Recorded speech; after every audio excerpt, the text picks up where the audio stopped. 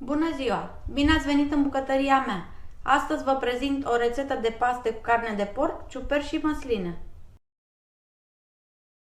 Pentru această rețetă avem nevoie de 250 de grame de carne de porc, eu am aici pulpă pe care am tăiat-o în fășii, 250 de grame de paste făinoase scurte, pe care le-am fiert și scurs de apă, 200 de grame de ciuperci feliate, 100 de grame de măsline fără sâmburi tăiate, 100 de grame de cașcaval ras, 100 de grame de roșii cuburi din conservă, 2 ouă, 100 de ml de ulei, 5 căței de usturoi, sare, piper, jumătate de linguriță de oregano și jumătate de linguriță de busuioc.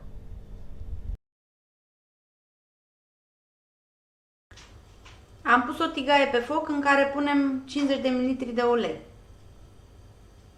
Mai păstrăm 50 pentru un stava. Așteptăm să încingă. Apoi adăugăm carne.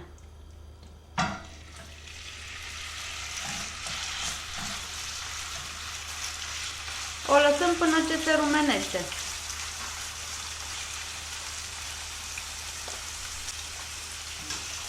Mai amestecăm din când în când.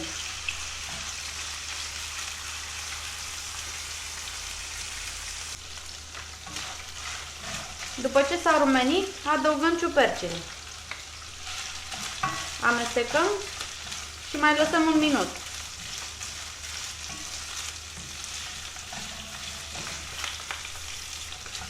Mai amestecăm din când în când.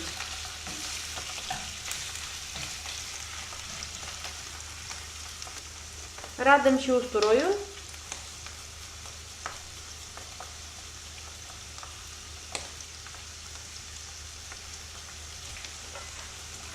Amestecăm și lăsăm cam jumătate de minut.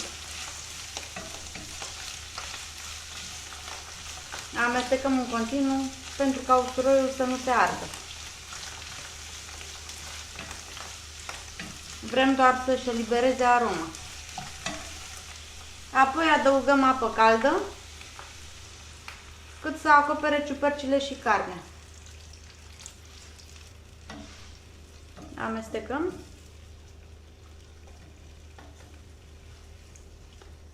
Și lăsăm la fiert până ce carnea este pătrunsă. După 30 de minute carnea este fiartă, așa că stingem focul și lăsăm să se răcorească. Punem pastele într-un vas încăpător. Peste paste punem măslinele, roșiile tocate, carnea cu ciupercile și amestecăm.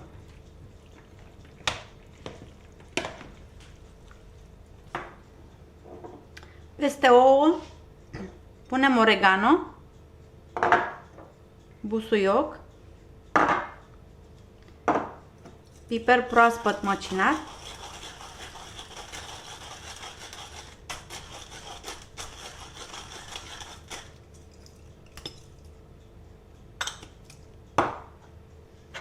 și sare.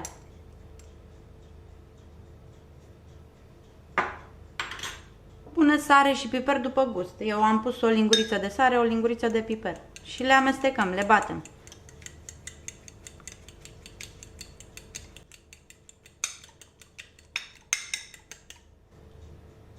Apoi le adăugăm peste paste. Amestecăm totul bine.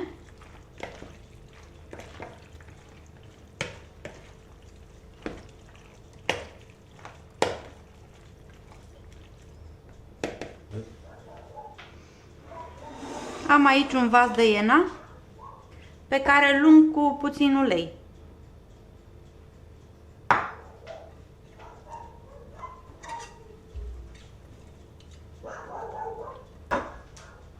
Adăugăm pastele.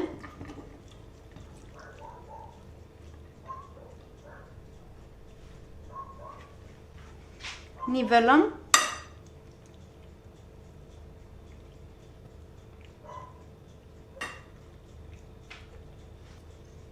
și punem cașcavalul ras. Îl distribuim uniform.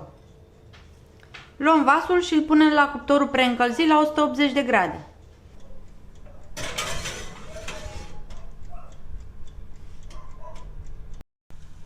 După 30 de minute, pastele cu carne de porc sunt gata, așa că le vom scoate de la cuptor.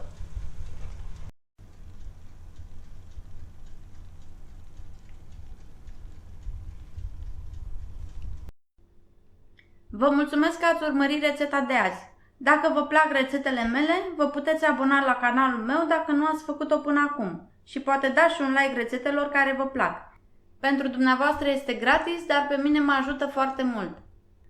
Vă doresc o zi frumoasă!